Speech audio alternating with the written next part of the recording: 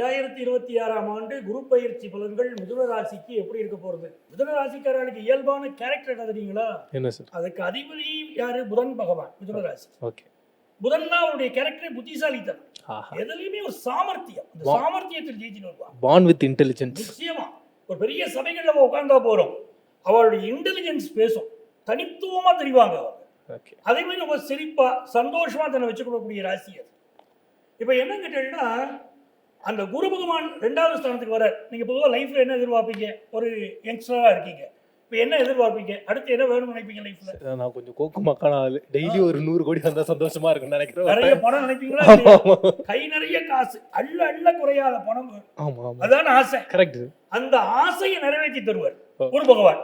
எவ்வளவு கேட்கிறீங்களோ அவ்வளவு நடக்கும். சூப்பர். ஆனா கூட ஒரு வரியை சேர்த்துக்கணும், வெள்ளத்தனையே மலர் நீட்டம். அப்ப என்ன அர்த்தம்? நீங்க எவ்வளவு முயற்சி பண்றீங்களோ அந்த அளவுக்கு சம்பாதிக்க முடியும். சூப்பர். ஒரே ஆளுதான். ஒருத்தருக்கு சுக்கிர பகவான் ஜாதகத்துல நல்லா இருக்கு, ஒருத்தர் என்ன பண்றாருன்னா பெட்ரோல் பங்க்ல வேலை பார்க்கிறார், இன்னொருத்தர் பெட்ரோல் இதுக்கே உரிமையாளரா இருக்காரு. 2 பேருக்கும் சுக்கிரன் தான். சூப்பர். அப்ப என்ன அர்த்தம்? உங்க முயற்சி அங்க திருவினையாகும். அப்ப இப்ப என்ன ஆகுது? மிதுன ராசிக்காரர்களுக்கு இந்த 2வது ஸ்தானத்துக்கு வரப்போற குரு பகவான் நல்ல தன வாழ்க்கையை தருவார். முக்கியமா அடி மனசுல ஒன்று இருக்கும், நீங்க அதை சொல்லாம இருப்பீங்க, எப்போ சார் கல்யாணம் அப்படின்னு இருக்கும். ஏன்னா குரு பலம் வருது.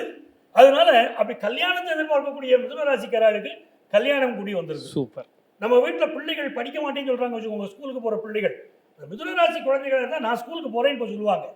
ஏன்னா அந்த ஆரம்ப கல்வியில குரு பகவான் உட்கார்ற பெரிய முன்னேற்றம்.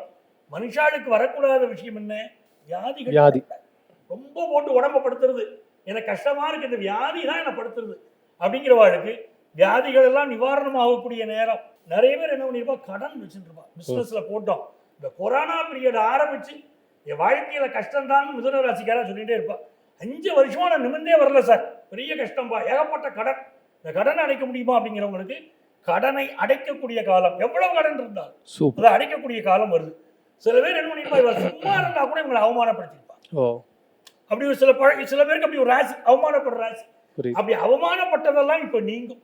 யார் அவமானப்படுத்தினாலும் அவளை வர சொல்லுவா, பெரிய ஐயா அப்படிம்பாங்க. அப்படிப்பட்ட ஒரு யோகம். அவங்க வாயாலே பாராட்டு. உங்களை எதிர்த்தவர்கள், ஏளனம் செய்தவர்கள் உங்களை பாராட்டுவாங்க. அதுதான் பெரிய விஷயம். கண்டிப்பா.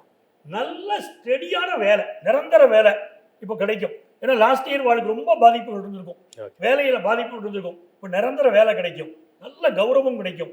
எந்த ஃபீல்டில் இருந்தாலும் நம்பர் 1 வருவாங்க. இப்போ எவ்வளவு பெரிய யோகங்கள் பாருங்க வாழ்க்கை. மிதுன ராசிக்கு ரொம்ப டாப்பா இருக்கு இந்த குரு பயிற்சி. மற்ற ராசியில மிதுன ராசியா இருக்க கூடாதுன்னு ஃபீல் பண்ற அளவுக்கு இருக்கு. மிதுன ராசியில பிறந்திருக்க கூடாதான்னு நினைக்கிறோம், அந்த மாதிரி ராசி. மகேஷ் சார் சொல்லுங்க, மிதுன ராசிக்கு இந்த 2026 குரு பயிற்சி எப்படி இருக்க போகுது?